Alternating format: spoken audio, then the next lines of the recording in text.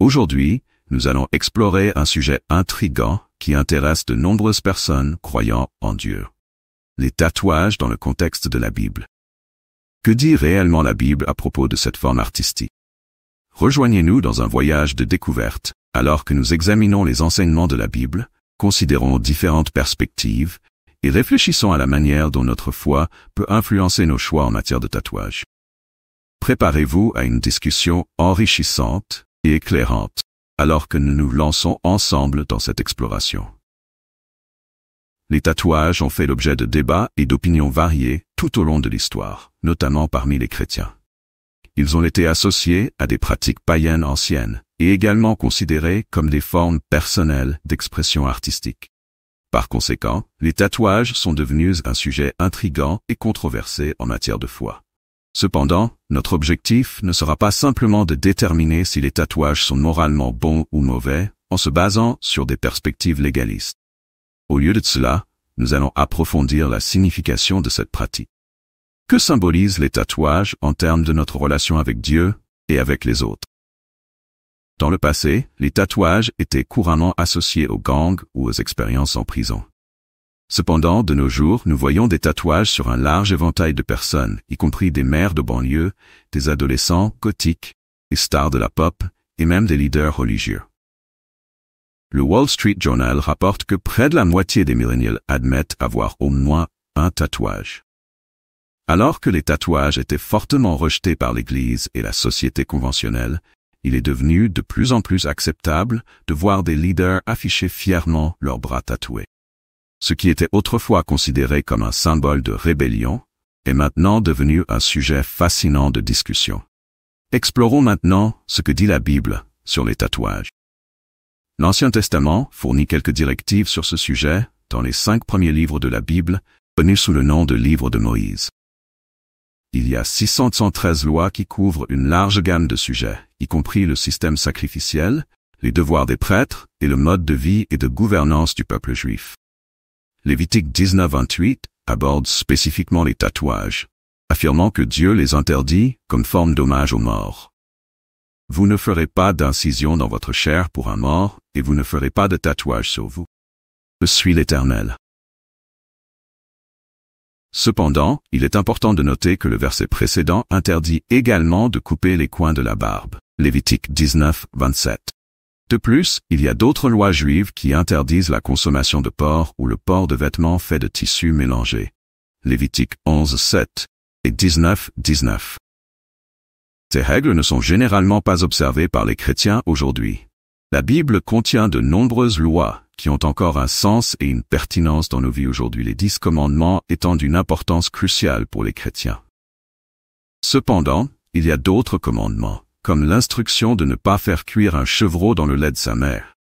Exode 3:19, qui était spécifiquement applicable aux circonstances de l'ancien Israël. Alors, comment déterminons-nous quelles lois doivent guider nos vies? C'est ici que le concept d'herméneutique devient essentiel. En tant que chrétiens engagés, nous nous efforçons d'interpréter fidèlement la Bible. Ce processus est connu sous le nom d'herméneutique. L'herméneutique implique l'art et la science de comprendre et d'appliquer les enseignements de la Bible à nos vies actuelles. Le Dr. Ken Gare, professeur d'études bibliques à l'Université baptiste de Dallas, explique succinctement. La Bible a été écrite pour nous, non à nous.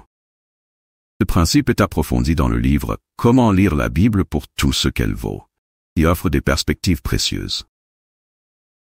Les auteurs bibliques ont été inspirés pour transmettre des messages qui transcendaient les siècles et les millénaires, mais leurs mots n'étaient pas directement destinés à nous. Cela nous amène à examiner soigneusement le contexte de la parole de Dieu avant de l'appliquer à nos vies aujourd'hui. Utilisons Philippiens 4:13 comme exemple pour comprendre comment nous devons l'interpréter correctement. Il est crucial de ne pas voir ce verset comme une garantie que nous pouvons réaliser n'importe quoi, simplement en faisant des efforts. Bien que Dieu ait certainement le pouvoir de réaliser des miracles, puisse me permettre de vaincre LeBron James dans un match de basketball, ce n'est pas l'objectif principal du verset. En réalité, si je jouais contre lui, je perdrais probablement. Alors, pourquoi est-ce ainsi? Dieu ne me donne-t-il pas la force de faire ce que je veux? Kelly Edmiston offre une introduction utile à l'herméneutique en utilisant Philippiens 4:13 comme lentille. Dans le livre de Lévitique, le peuple de Dieu venait d'être libéré de l'esclavage en Égypte. Alors que Moïse conduisait les Israélites, Dieu leur donna des lois pour établir leur identité basée sur leur relation avec lui. Certaines de ces lois étaient spécifiquement destinées à les distinguer des pratiques païennes. Cependant, aujourd'hui, les chrétiens ne suivent pas les restrictions alimentaires, n'évitent pas les tissus mélangés, ni ne rasent habituellement leurs tempes. Alors pourquoi adhérons-nous à certaines lois de l'Ancien Testament et pas à d'autres? Il y a un débat en cours sur la pertinence de certaines lois après l'établissement de la Nouvelle Alliance. Dans certains cas, le Nouveau Testament permet explicitement des changements, comme on le voit lorsque Marc écrit « Ainsi, il déclara pur tous les aliments ». Marc 9. À d'autres moments, la Bible affirme que nous sommes libérés des anciennes lois juives, que nous ne sommes plus tenus d'observer le système sacrificiel. Cependant, Jésus continue de condamner l'adultère et va encore plus loin en affirmant que même convoiter quelqu'un est aussi pécheur que commettre l'adultère. Matthieu 5, 27-29. L'interdiction des tatouages dans la Bible nous invite à réfléchir sur la raison pour laquelle cette instruction divine a été donnée et à comprendre pleinement sa signification. Il est important de considérer le contexte historique et culturel dans lequel elle a été donnée. À cette époque, les Israélites vivaient dans une société profondément immergée dans des pratiques religieuses et culturelles détestables. Beaucoup de ces pratiques impliquaient des modifications corporelles, y compris des tatouages, dans le cadre de rituels de culte à des dieux païens ou de coutumes de deuil pour les morts. Dans sa sagesse, Dieu a donné des instructions spécifiques pour protéger son peuple de s'impliquer dans les pratiques païennes prédominantes. Il a interdit les tatouages dans le cadre d'un appel plus large à la sainteté et à la séparation des Israélites du monde qui les entourait. Cela nous amène à nous demander si ces mêmes préoccupations et contextes culturels ont la même pertinence pour nous dans notre société moderne. En considérant cette interdiction dans notre contexte actuel, nous devons examiner si les tatouages sont encore associés à des pratiques religieuses ou culturelles qui contredisent les principes bibliques. De plus, nous devons évaluer si nos motivations pour désirer des tatouages démontrent un respect approprié pour nos corps, qui, selon les enseignements bibliques, sont des temples du Saint-Esprit.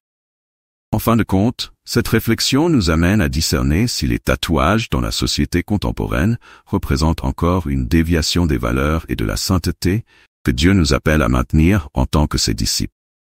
La signification du mot hébreu pour tatouage n'est pas totalement claire. Différentes traductions de la Bible utilisent tatouage, traduire un terme hébreu qui est en réalité plus ambigu. Le mot hébreu, ka'aka, peut également signifier incision ou marque. Ce qui, dans une interprétation très littérale, interdirait les tatouages temporaires pour enfants dans les foires ou même d'écrire des notes au dos de la main. Il y a un débat en cours sur la pertinence de certaines lois après l'établissement de la Nouvelle Alliance. Cependant, la plupart des érudits hébreux s'accordent à dire que ka'aka se réfère à l'acte de percer la peau pour introduire de l'encre et créer des marques permanentes. À cette époque, les tatouages étaient plus susceptibles de causer des infections et d'autres risques pour la santé. Mais ce n'est probablement pas la principale raison pour laquelle l'Ancien Testament interdit les tatouages. Alors pourquoi les Israélites ne pouvaient-ils pas se faire tatouer? Comme mentionné précédemment, bon nombre de ces lois visaient à séparer les Israélites des cultures païennes environnantes et à les aider à désapprendre les coutumes égyptiennes. Pendant longtemps, les commentateurs ont cru que l'interdiction des tatouages était liée au maintien du respect pour la création de Dieu. Les érudits du XIXe siècle ont souligné que ce passage interdit de profaner la dignité humaine dans sa forme humaine. Certains commentateurs conservateurs soutiennent que la loi contre les tatouages consiste à ne pas violer nos corps en tant que création de Dieu. Bien que cette perspective soit compréhensible, nous comprenons maintenant que cette loi a probablement été donnée pour protéger les Israélites de l'implication dans le culte païen et pour les aider à se libérer des liens qu'ils connaissaient dans le passé. Les tatouages étaient associés à deux pratiques principales à l'époque. Certains tatouages étaient utilisés comme marque d'esclavage. Des études récentes suggère que les tatouages étaient utilisés pour identifier les esclaves en Égypte.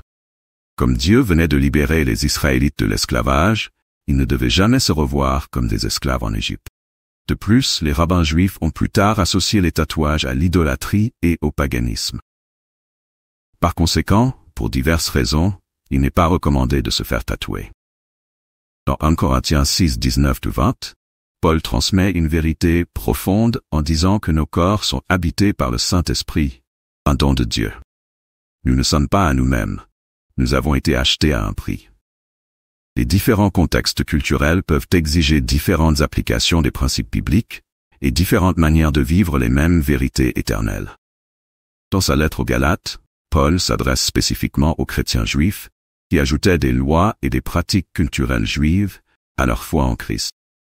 Il les réprimande sévèrement, questionnant leurs actions et leur rappelant l'essence véritable de l'Évangile.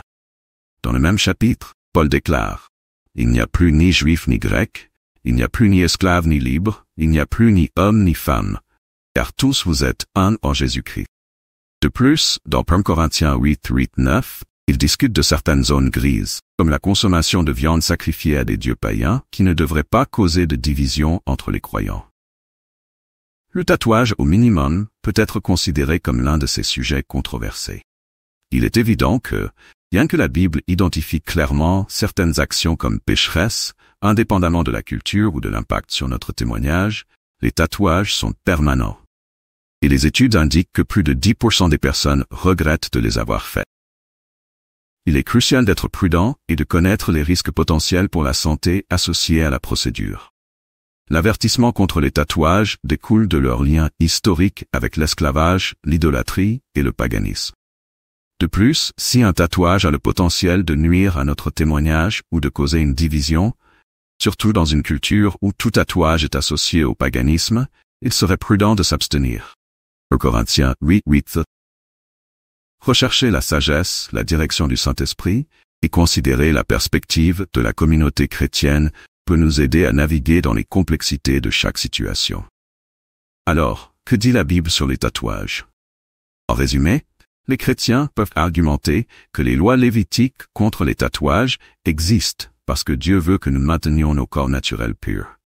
Les tatouages peuvent être vus comme des marques culturelles et des expressions artistiques, peuvent être rachetés et appréciés. Les enseignements de Paul sur les questions culturelles qui peuvent causer des divisions montrent que nous avons la liberté d'exercer nos droits. Cependant, en tant que disciples du Christ, nous choisissons de supporter tout et d'éviter tout ce qui pourrait entraver la propagation de l'Évangile. 1 Corinthiens 9, 12. En concluant notre exploration des tatouages du point de vue biblique, une leçon importante émerge.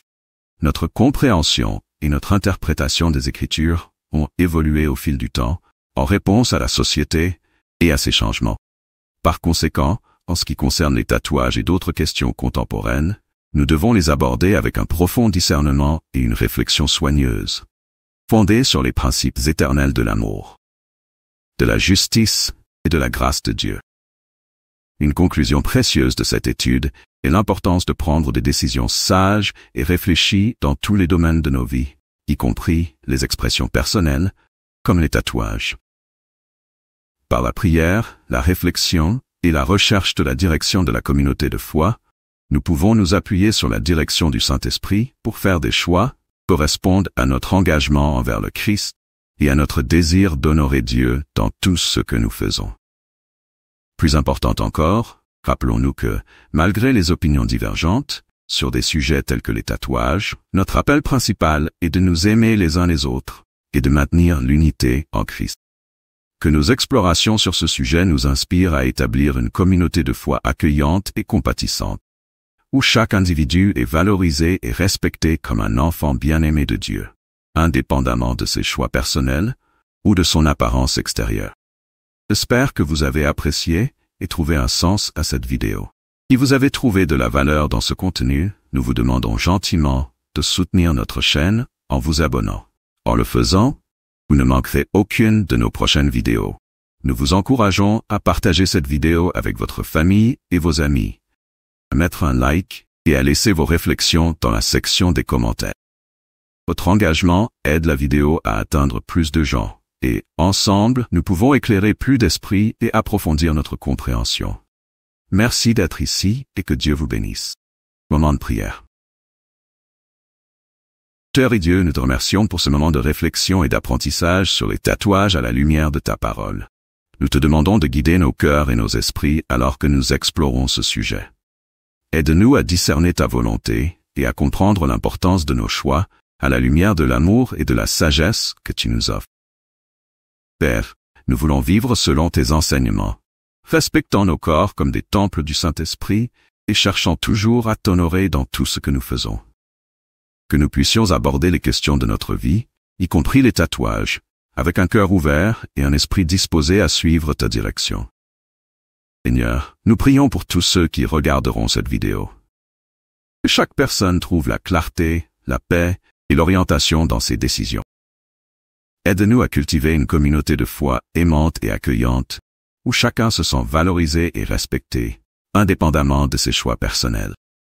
Que nous puissions toujours rechercher l'unité en Christ, nous rappelant de son appel à nous aimer les uns les autres. Que nos actions et nos paroles reflètent ton amour et ta grâce en toutes circonstances. Amen.